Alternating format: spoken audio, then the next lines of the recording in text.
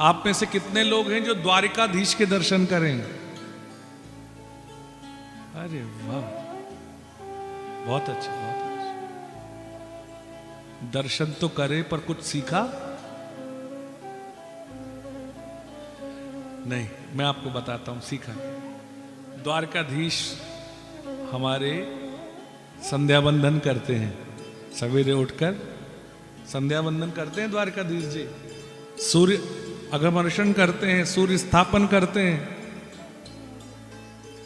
पंडित जी संग में संध्या करते हैं, पहले खुद सूर्य उपास्थान करते, फिर स्वयं संध्या वंदन करते हैं। तो द्वारकाधीश संध्या वंदन करते हैं। ये वो ही कथा है। नारद जी जाते हैं तो भगवान सुंदर कहीं ध्यान कर रहे होते हैं, कहीं पर इस पूरी दिनचर्या के बारे में छोटे में समझ में आएगा। भगवान कृष्ण ने कभी मुस्कुराहट को अपने से दूर नहीं करा। हम लोग जरा से संघर्ष में चिंतित हो जाते हैं, पर क्या कभी भगवान के जीवन को सुनकर कभी जांचा? जन्म ही कारागार में हुआ कि नहीं? 6 दिन के हुए थे, अभी माखन मिस्त्री नहीं खाया था, इतने में पूतना आ गया, फिर सक्टासुर आ गया, फिर तृणावर्त आ गया, पर भगवान ने अपना उत्सव कभी नहीं छोड़े। हाँ, आप हमेशा मुस्कुराते रहे, कितनी भी कठिनाई आई आप आनंद के संग मुस्कुराते रहे। यहां तक कि मथुरा में रहे तो जरासंध बार बार आता गया। पूरा जीवन कितना संघर्षमय था, और अपना संघर्ष पूरा झेला ही, और संग में पांडवों के जीवन का भी संघर्ष। महाभारत के मध्य में भी हैं तो मुस्कुरा रहे हैं, रास के मध्य में ललित वल्गुहास तो अभी मुस्कुरा रहे हैं, द्वारकाधीश बने तो भी मुस्कुरा रहे हैं। और हमारे यहाँ बिहारी जी की आरती करते हैं तो कहते हैं पान खात मुस्कात मनोहर। कभी अपनी प्रसन्नता को कभी कम नहीं किया। तो भगवान का सही भगत वो ही होता है जो जगत में सब कुछ सहने के बाद भी अपनी प्रसन्नता को कम नहीं होने देता। भगवान कृष्ण के जीवन की पूरी दिनचर्या जीवनचर्या को आप देखेंगे, संघर्ष, अरे भैया हर्ष उसी को होता है जो संघर्ष करता है। जो संघर्ष से बचता है उसको हर्ष का कोई अधिकार नहीं है। चाहे राम जी का जीवन हो, चाहे श्याम जी का जीवन हो। पता था कल राजा बनना है, अब पता पड़ा वनवास जाना। तो भैया विश्वास मानिए, मुश्किल के लिए इस संसार में जन्म मिला है, संघर्ष के लिए मिला है, पर उस संघर्ष से जीतना है।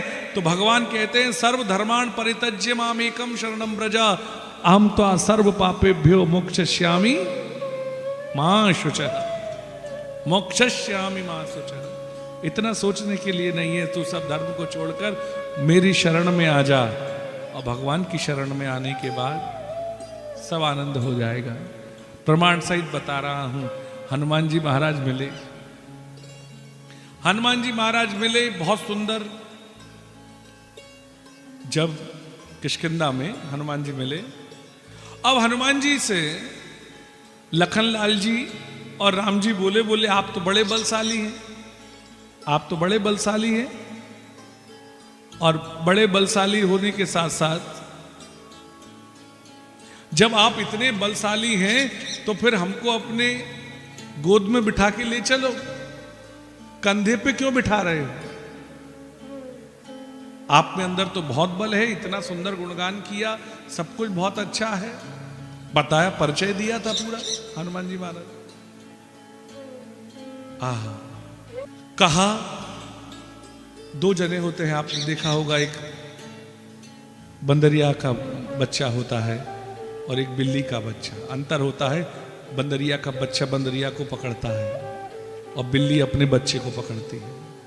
बंदरिया का बच्चा इधर से खुलती, परवाह नहीं करती, बंदरिया का बच्चा गिर जाता है और मर भी जाता है तो उसकी कपाल उस पर रखा रहता है, परवाह नहीं होती।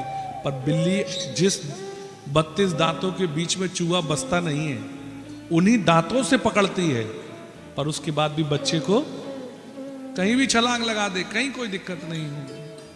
तो बस कुछ ऐसी बात कही हनुमान जी महाराज ने। प्रभु अंतर है। क्या अंतर है? बोले गोद में ले जाऊंगा तो मैं आपको पकड़ूंगा, और कंधे पे ले जाऊंगा तो आप मुझे पकड़ेंगे। और नियम है प्रभु, मेरी पकड़ छूट सकती है, पर आपने जिसको पकड़ा है उसे कभी छोड़ा। इसलिए प्रभु आप कंधे पर बैठ के चले।